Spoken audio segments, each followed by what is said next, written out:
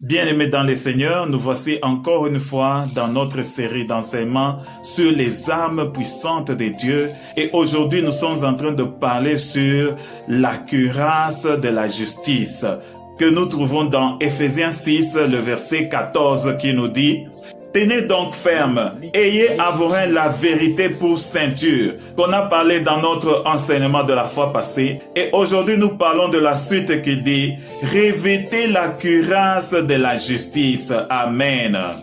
La cuirasse de la justice, comme vous l'entendez, on est en train de nous dire que la justice, c'est ça notre cuirasse, c'est ça notre armure qui représente la cuirasse. Nous allons lire dans Ésaïe 59, 17a.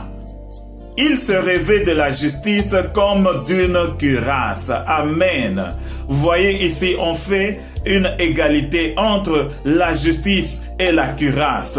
La justice est égalée à la cuirasse.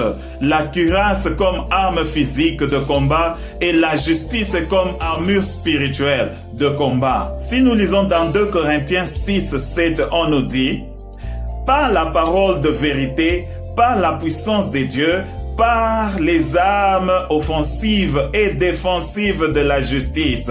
Amen. Ici, vous voyez, on est en train de représenter la justice parmi les armes offensives et défensives. Les armes offensives et défensives d'un enfant de Dieu. Et Dieu lui-même s'identifie dans la justice. Amen. Proverbes 2, 7 et 8 nous dit: il tient en réserve le salut pour les hommes droits, un bouclier pour ceux qui marchent dans l'intégrité. Verset 8. En protégeant les sentiers de la justice et en gardant la voie de ses fidèles. Amen. Vous allez voir ici, on est en train de nous dire que la justice est un bouclier. La justice est un bouclier dans notre armure spirituelle. Et dans Romains 14, 17, on nous dit: car le royaume de Dieu, ce n'est pas le manger et le boire, mais la justice, la paix, la joie par le Saint-Esprit. Vous voyez, même dans le royaume de Dieu, la justice est là. Dieu, c'est un Dieu de la justice. Il utilise aussi la justice comme l'arme spirituelle. Et Dieu s'identifie dans ça. Et le royaume de Dieu, c'est la justice. Amen, amen. Et lorsque le royaume de Dieu, c'est la justice, vous allez comprendre que Dieu est un Dieu juste. Actes chapitre 10 et le verset 34 et 35 nous dit: alors Pierre, ouvrant la bouche, dit: en vérité, je reconnais que Dieu ne fait point exception de personne. Verset 35.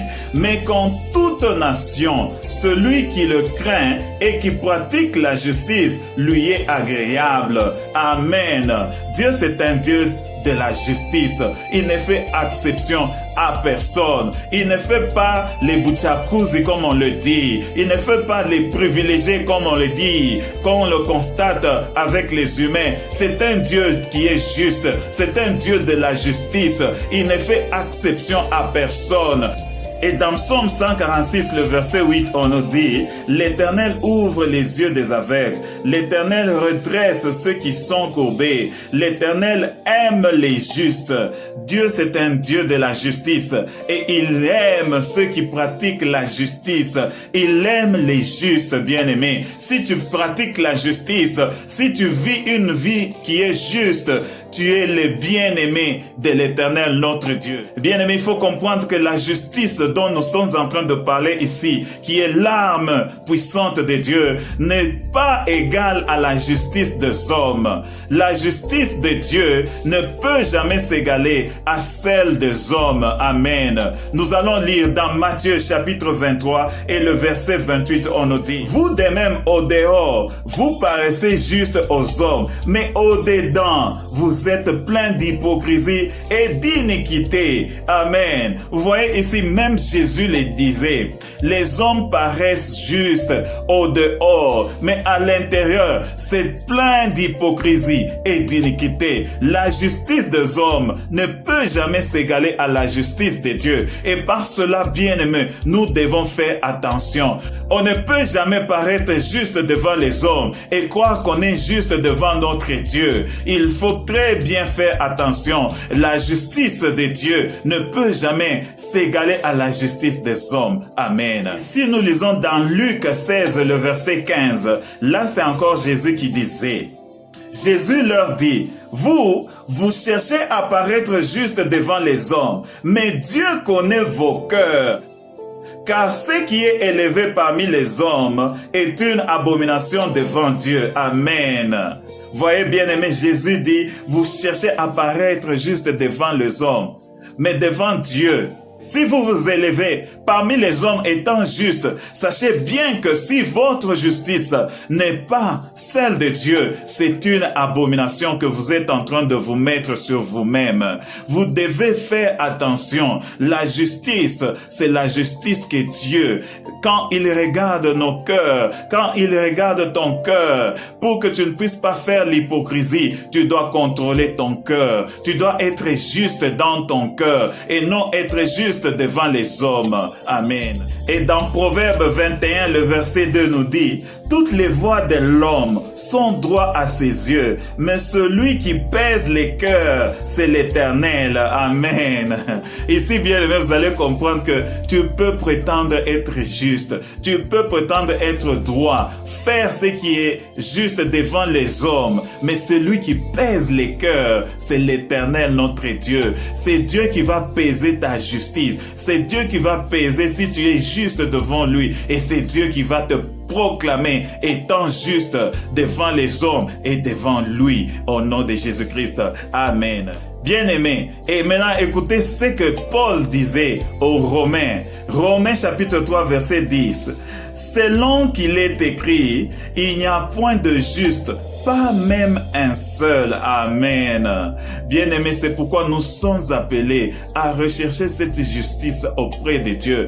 Car en tant qu'homme et étant dans ce corps, dans la chair, il est impossible que tu puisses te proclamer juste devant Dieu. Car Paul dit aux Romains, il n'y a point de juste, même pas un seul. Amen. Nous devons rechercher la justice devant notre Dieu. Que Dieu puisse peser nos cœurs et nous proclamer étant justes.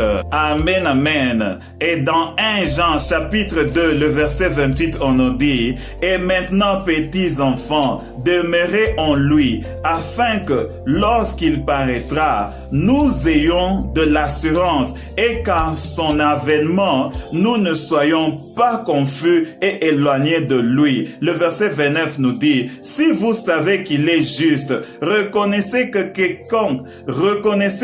quiconque pratique la justice est né de lui. Amen. On trouve la justice auprès de Dieu. Quand on est né de Dieu, on est juste.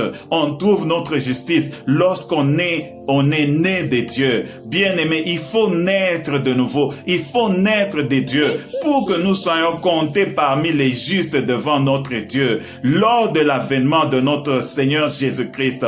Amen. Pour terminer notre enseignement de ce jour qui parle sur l'arme puissante de Dieu qui est la justice. Nous allons lire dans Matthieu 6 à partir du verset 33, on nous dit, cherchez premièrement le royaume et la justice de Dieu et toutes choses vous seront données par-dessus. Amen. Ici, vous allez comprendre que, bien-aimés, nous sommes appelés à chercher premièrement le royaume de Dieu et la justice, et sa justice, la justice de Dieu. Les restes que nous sommes en train de chercher, ça importe peu. Cherche premièrement le royaume de Dieu et la justice de Dieu, et le reste te sera donné par-dessus. Nous n'avons pas à nous inquiéter, à vouloir être juste et paraître juste devant les hommes. Mais notre inquiétude doit être celle de vouloir paraître juste devant notre Dieu.